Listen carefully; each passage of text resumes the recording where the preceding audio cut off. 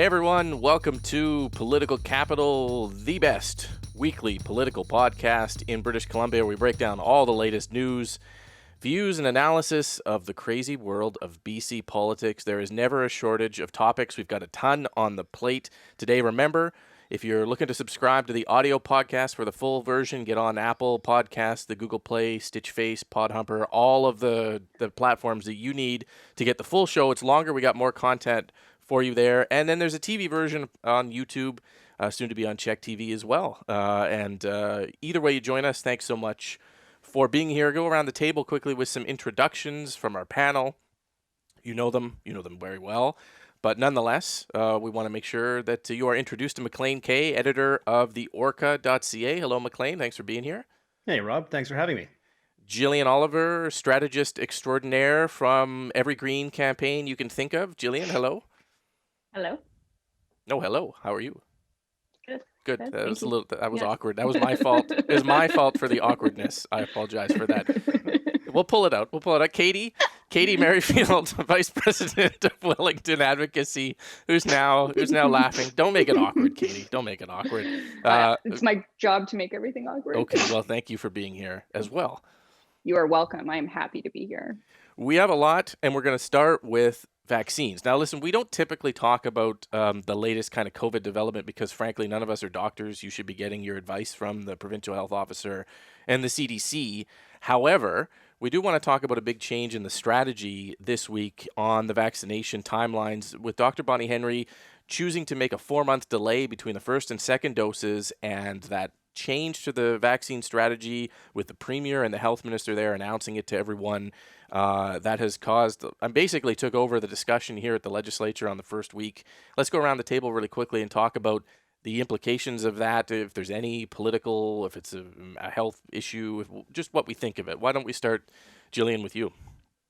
I think the province did the right thing. The timing of the communications was a little bit awkward because they got out ahead of the National Advisory Council on Vaccines. But I think, people are really frustrated right now. I think there's a real risk as we start to see other countries that are a little further along in their vaccine rollout open up that, we start to see people lose patience with social distancing guidelines. And I think it makes sense to try to get as many people vaccinated as quickly as possible so we can kind of get back to normal life more quickly. And the evidence supports this move. So I think they definitely did the right thing. Yeah, there was that sort of day or two delay between Dr. Henry announcing this and then the National Advisory Committee, as you mentioned, Jillian, kind of backing her up.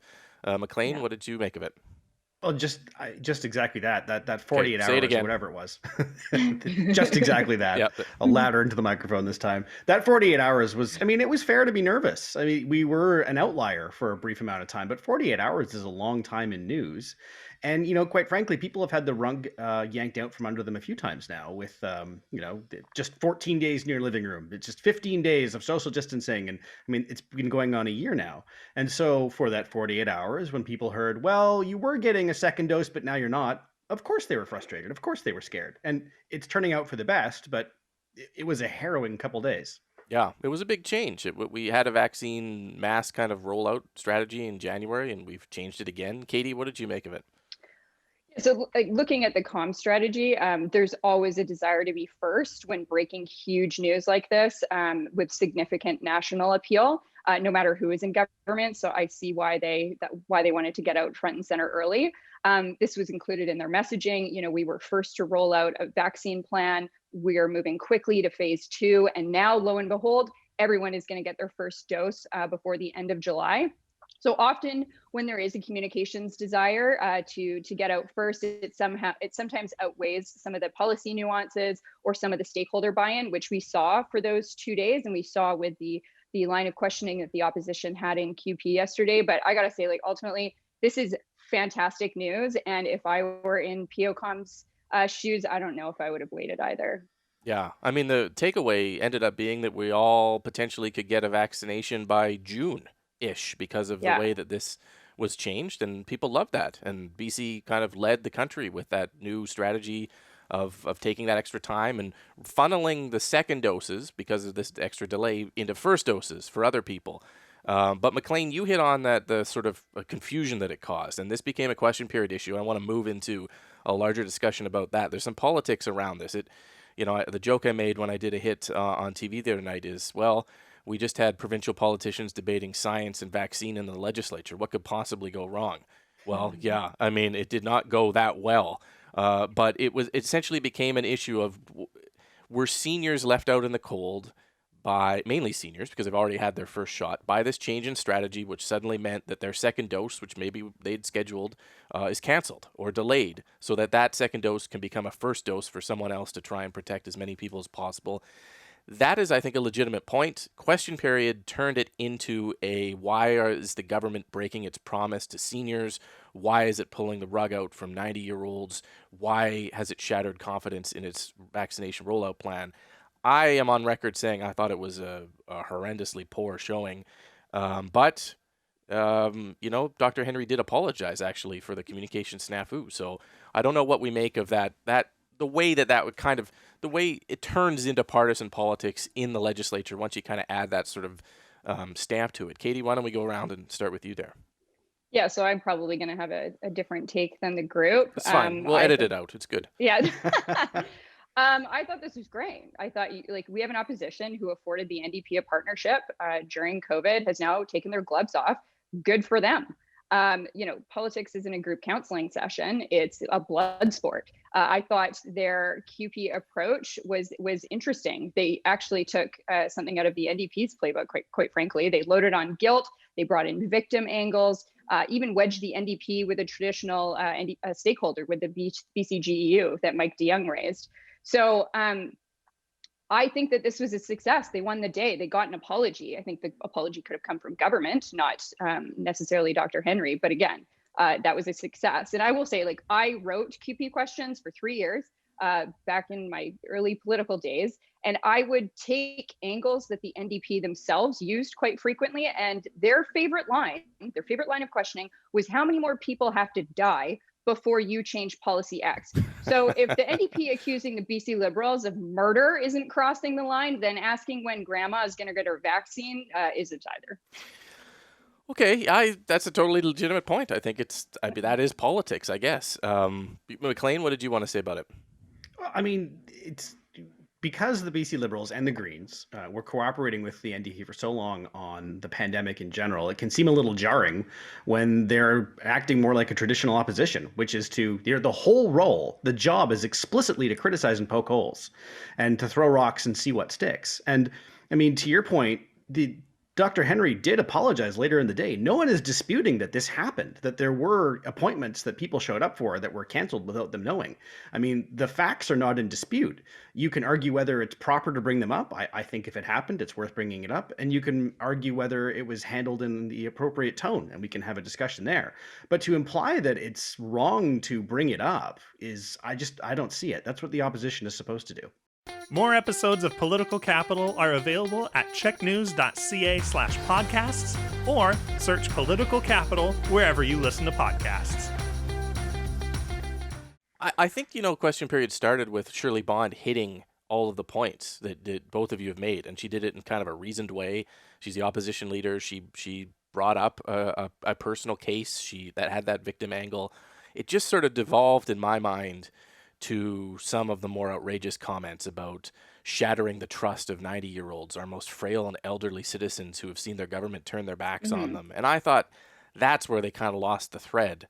But you're right, they did elicit an apology, so I guess the ends justify the means, maybe? I don't know. Jillian, what do you think?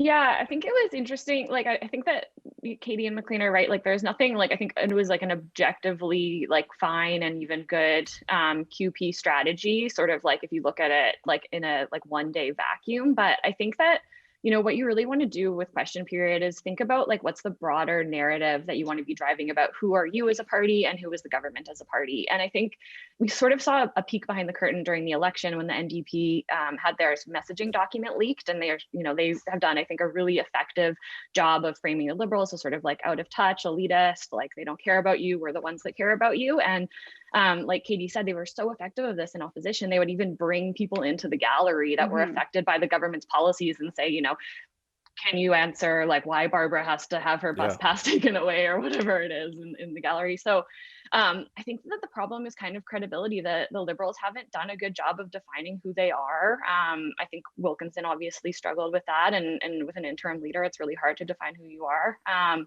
I think that's one of the reasons why it fell flat, especially with the media, because it just wasn't super credible that the NDP don't care about seniors or that they care about them any less than the Liberals do. Yeah, and they also went up against Adrian Dix in the response, who is pretty good in question period. The man's a walking encyclopedia with two legs, knows all his facts, and he's tough to go against. And he got outraged, started sort of visibly being angry in his responses, and how dare these outrageous comments be made about Dr. Henry, and that's tough to go up against too. And so, but it is. I appreciate all your points. I think, maybe there is something to bringing it up. I just was struck by the tone of how it ended up being handled, and I thought, is that really what we want to be doing here? Is it really, do we want to be kind of portraying that?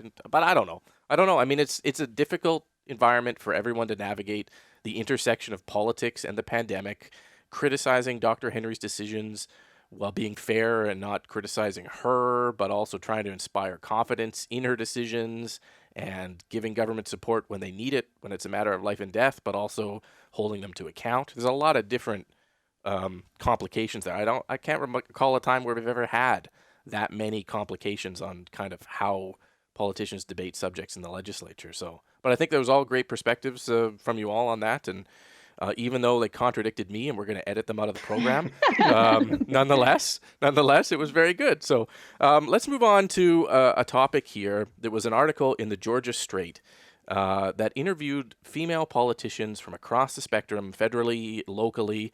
I'm not sure if they did it provincially, but certainly a broad spectrum of female politicians who were talking about the horrendous, misogynistic, god-awful comments that they are subject to for being in the public spotlight for some of them, for many, many years. People like Jenny Kwan, who've been in politics, or Hedy Fry for decades now. And I want to start with you, Katy, about what you made of that and the larger issue of just sometimes maybe the unspoken story about what female leaders have to go through right now, especially in social media and this environment we're in. Yeah. And it's especially sad. Like, we're coming up to International Women's Day, and we're talking about the abuse and misogynistic comments that are just hurled at lightning speed to female politicians of all stripes and of all levels in government. I thought Charlie's piece was really harrowing, especially some of the in-person violence that they experienced. This is just something that females have to deal with. And I thought it was especially poignant that they said, despite all of these awful things that are said to us day in and day out, I hope that doesn't dissuade young women from running in politics. Like, is that really where we're at? Like, it does dissuade people from running in politics. After the rest of the group speaks on this, I'm happy to share a brief window into my time when I was a semi-public communications figure. But for now, let's move on to Jillian. What did you think?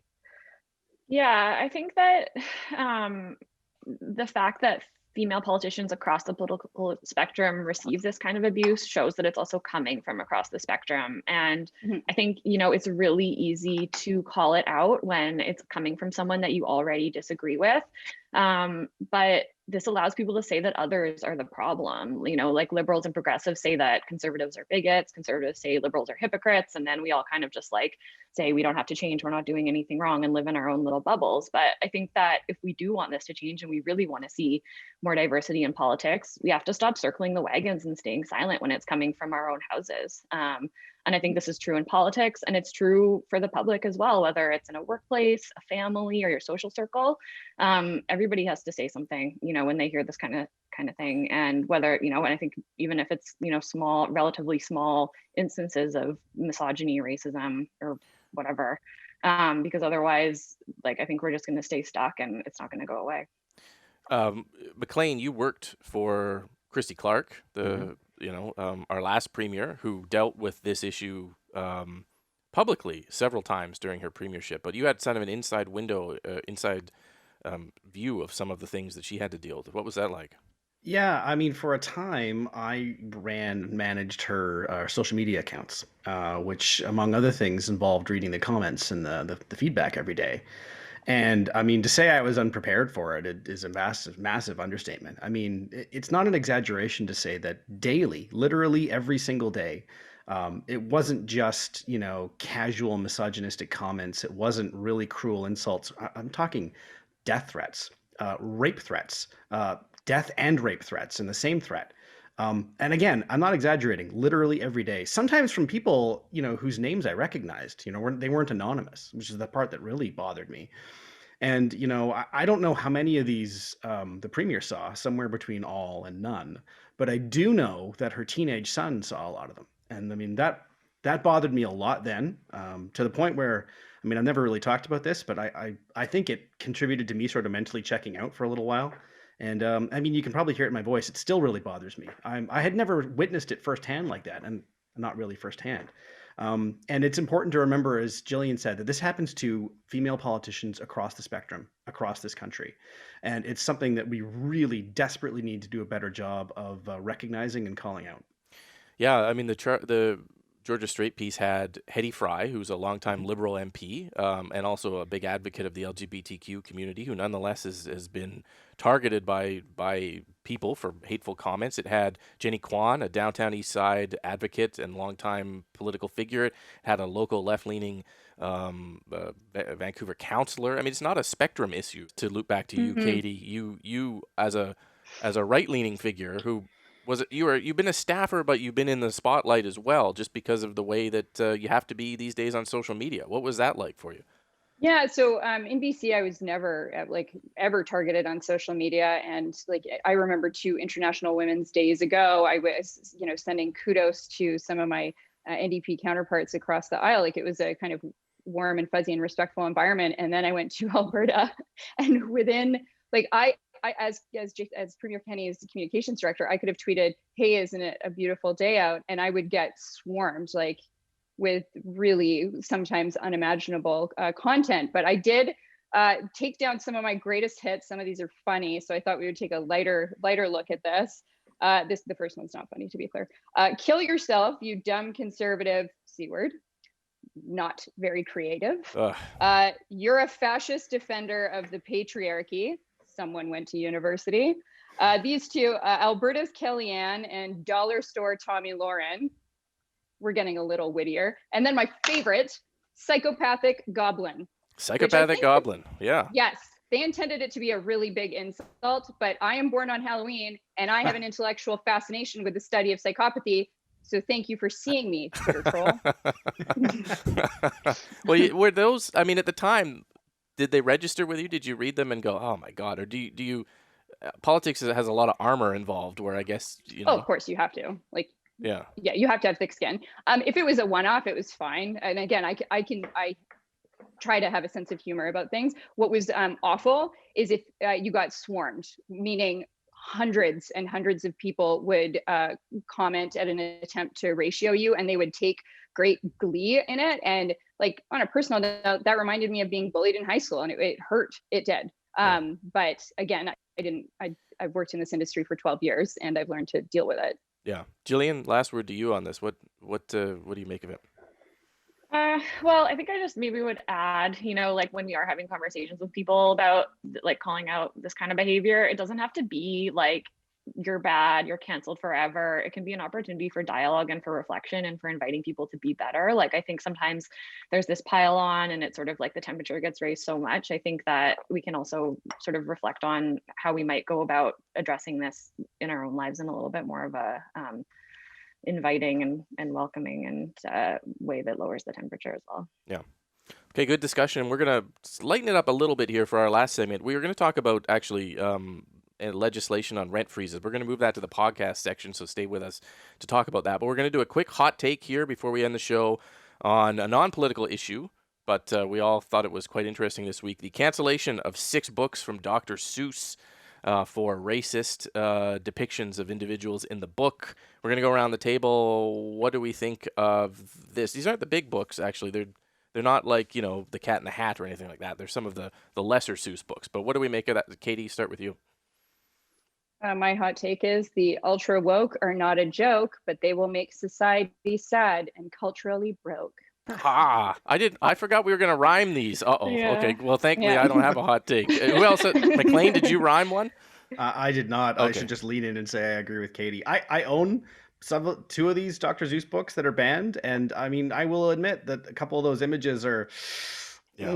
But on the wider scale, he's a genius, probably the greatest children's author of all time. Yeah. Jillian? Yeah, I also didn't come up with a rhyme because I have a baby and time is a luxury I don't have. But the images aren't okay. They do cause a certain level of harm, and I think it's the right thing to remove like these 6 books from circulation and that to continue enjoying the other ones. I think we have to remember that freedom of speech doesn't mean freedom from accountability, and your words and actions matter, and that's a good thing. Yeah. Okay, great discussion. That's it for the show this week. Thank you, everyone, for being here. Thank you for listening. Make sure you subscribe, and we will be back in your inbox and on your TV screens next week. Thanks for listening.